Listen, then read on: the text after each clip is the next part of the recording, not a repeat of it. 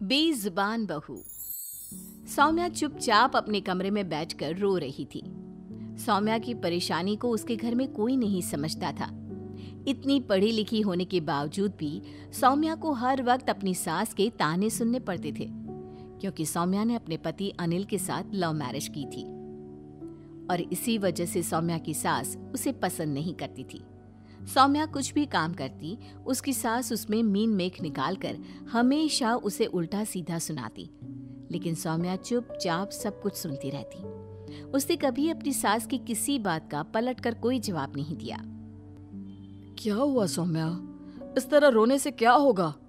मैं क्या करूं अनिल, तुम्हारी मम्मी जब देखो तब कुछ न कुछ कहती ही रहती हैं।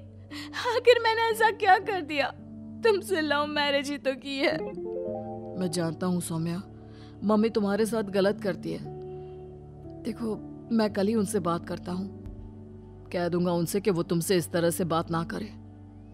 नहीं नहीं नहीं, ऐसा करने की कोई जरूरत नहीं है, वरना आपकी और मम्मी के रिश्ते में दरार आ जाएगी और मैं ऐसा कुछ नहीं चाहती।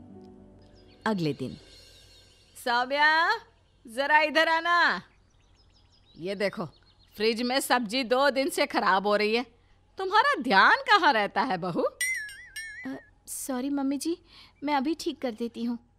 सॉरी मम्मी जी कहने से क्या होगा? अरे मेरा बेटा दिन रात मेहनत करके पैसे कमाता है और तुम्हें उसकी बिल्कुल परवाह नहीं। अपने मायके से लाई हो क्या पैसे? अरे वो देता है पैसे सब्जी लाने के, आए दिन पैसे बिगाड़ती रहती है उसके। सौम्या चुपचाप सफाई करके वहां से चली जाती है। कुछ दिनों के बाद, मम्मी, वो सौम्या को अपने मायके जाना था, 2 दिन के लिए उसकी मम्मी ने बुलाया है। हाँ हाँ तो जाए ना, किसने मना किया है? मैं कभी कुछ कहती हूँ क्या? वैसे भी इसकी अपनी मर्जी चलती है हर वक्त। मम्मी जी, क्या मैं अपनी माँ के घर जा सकती हूँ? मेरा मतलब आपको कोई प्रॉब्लम तो नहीं होगी ना? अब जब अनिल ने पूछ ही लिया है, मैंने उसे परमिशन दे दी है, तो तुम इतना भला बनने की कोशिश क्यों कर रही हो? अरे जाओ जाओ जाओ। सौम्या 2 दिन के बाद अपने मायके से वापस आती है। मम्मी जी, ये मेरी माँ ने मिठाई भिजवाई है आप लोगों के लिए। अच्छा अच्छा ठीक है। और मम्मी जी, आपके लिए साड़ी लेकर आई हूँ, माँ ने दी है, कहा था आपको बहुत पसंद आएगी। बहू, तुम्हारे यहाँ ससुराल वालों के लिए ऐसी मिठाई भिजवाते हैं क्या? तुम्हारी माँ को इतनी भी अकल नहीं? अरे कुछ ढंग का रख देती, ड्राई फ्रूट रख देती, और इस तरह की साड़ी मैं बिल्कुल नहीं पहनती। इसको कहीं लेने देने में काम में ले लूंगी। ठीक है मम्मी जी, कोई बात नहीं। कुछ दिनों के बाद, आजकल तो कितना भी काम कर लो, ऑफिस वालों को कोई फर्क नहीं पड़ता। अरे क्या हुआ अनिल बेटा, इतना परेशान क्यों लग रहा है? क्या बताऊं मम्मी, इस साल भी इंक्रीमेंट अच्छा नहीं हुआ, सैलरी बिल्कुल भी नहीं बढ़ी। खर्चे बढ़ते जा रहे हैं लेकिन तनख्वाह उतनी की उतनी ही है। अब वो क्या है ना बेटा, आजकल के जमाने में तो मियाँ बीवी दोनों ही कमाए तो अच्छा, अकेले तुम्हारे कमाने से घर थोड़ी ना चलेगा। बात तो आपकी सही है मम्मी, लेकिन सौम्या को वक्त ही कहाँ मिलता है, सारा दिन तो घर के काम में ही निकल जाता है। हाँ, जब इसके घर वाले शादी की बात करने आए थे तब तो बड़ी बड़ी बातें कर रहे थे, हमारी बेटी इतनी पढ़ी है उतनी पढ़ी है। अब क्या हुआ? क्यों सौम्या जी, कुछ बोलेंगी आप? मम्मी जी, अगर मैं भी जॉब करने चली जाऊंगी तो फिर घर का ख्याल कौन रखेगा? बात तो ऐसे कर रही हो जैसे सारा दिन तुम मेरे आगे पीछे घूमती रहती हो। 2 पैसे कमाओ तो थोड़ा घर के खर्च में हाथ बटाने को मिले। मम्मी जी, लेकिन बच्चों का ख्याल रखने के लिए मुझे तो घर पर रहना ही पड़ेगा ना। अगर मैं भी नौकरी करने लगी तो मुश्किल हो जाएगी।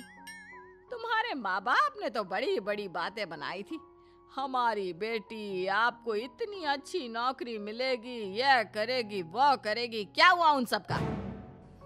सौम्या चुपचाप अपनी सास की कड़वी बातें सुनकर रह जाती है। सौम्या की सास उसे ताने मारने का कोई भी मौका नहीं छोड़ती थी। कुछ दिनों के बाद अनिल का ट्रांसफर दूसरे शहर में हो गया। माँ, अब मुझे और सौम्या को दूसरे शहर जाना पड़ेगा। कुछ दिन की बात है, मैं फिर से यहीं आ जाऊंगा। हाँ हाँ बेटा, कोई बात नहीं। वैसे भी सौम्या कौन सा दिन रात मेरे पैर दबाती रहती है। कुछ दिनों के बाद अनिल और सौम्या दूसरे शहर में शिफ्ट हो जाते हैं। वहां जाने के बाद सौम्या की नौकरी लग जाती है। अब सौम्या भी अच्छे पैसे कमाने लगी थी। सौम्या और अनिल जब वापस अपने घर आते हैं। अरे अनिल बेटा, कुछ दिनों से तबीयत बहुत खराब रहने लगी है। अब तो बिस्तर से उठा भी नहीं जाता। मम्मी, आपको अपना ध्यान रखना चाहिए। अब देखिए ना, सौम्या की भी जॉब लग गई है, कैसे काम चलेगा? सौम्या बेटा, मेरे सर में बहुत दर्द है, जरा मेरा सर तो दबा दे। लेकिन मम्मी जी, मेरे ऑफिस का टाइम हो रहा है और मुझे जाना पड़ेगा। I am so sorry. आप कहे तो मैं आपके लिए कोई मेड लगवा देती हूँ। ठीक है, जाओ ऑफिस। अगले दिन, मम्मी जी, आज मेरे ऑफिस में मीटिंग है, मुझे थोड़ा जल्दी जाना है, तो दोपहर का खाना आप खुद से बना लेना। एक्चुअली मैं तो शाम को भी देर से ही आऊँगी। हाँ ठीक है भाई, बना लूंगी। अब तुम नौकरी जो करती हो। कुछ दिनों के बाद सौम्या का भाई सौम्या के मायके में उससे मिलने आता है। आओ आओ बेटा, कैसे हो? तुम्हारी बहन तो नौकरी करने लगी है, इसलिए किसी की एक नहीं सुनती बेटा। अरे नहीं नहीं आंटी, ऐसी तो कोई बात नहीं हो सकती। हमारी सौम्या बहन तो बहुत समझदार है। ये मिठाई लाया था आपके लिए। अच्छा ठीक है, रख दो। मम्मी जी, ज़रा मिठाई ठीक से चेक कर लेना, आपकी पसंद की है या नहीं, और अगर नहीं है तो कोई बात नहीं, मैं ऑफिस से आते वक्त खुद के पैसों से खरीद लूँगी। ऐसा क्यों कह रही हो सौम्या? वो इसलिए क्योंकि जब भी मैं अपने मायके से कुछ लेकर आती थी, मम्मी जी को पसंद नहीं आता था। देखो अनिल, मैं अपने माँ बाप को भी इस बारे में कुछ नहीं कह सकती, क्योंकि शादी के बाद उन्हें कुछ कहना अच्छा नहीं लगता। लेकिन अब मैं पैसे कमाती हूँ, मम्मी जी को उनकी पसंद की मिठाई लाकर दे सकती हूँ। अरे नहीं नहीं बहू, ऐसी तो कोई बात नहीं है। वैसे माँ, ये तो मैंने भी महसूस किया है, आपने सौम्या को इतने सालों तक बहुत उल्टा सीधा सुनाया है। यहाँ तक कि मम्मी जी को तो मेरा किया हुआ कोई काम भी पसंद नहीं था, और इसलिए मैंने घर के सारे काम करना छोड़ दिया, ऑफिस जाकर जॉब करने लगी। आप यही तो चाहती थी ना कि मैं घर में कुछ पैसे कमा कर लेकर आऊं। मुझसे गलती हो गई बहू। जब तुम घर में रहती थी तो जब मर्जी आए मैं तुमसे अपना सर दबा लेती थी, अपना काम करवा लेती थी, लेकिन अब तो सब कुछ मुझे ही करना पड़ता है। मम्मी जी, ऐसा ही होता है, वक्त वक्त की बात है। वैसे आपकी उल्टी सीधी बातों ने मेरी तो जिंदगी बना दी। अगर आप मुझे इतना उल्टा सीधा ना सुनाती ना, तो मैं कभी जॉब के बारे में सोचती भी नहीं, और आज इतनी सक्सेसफुल भी नहीं होती।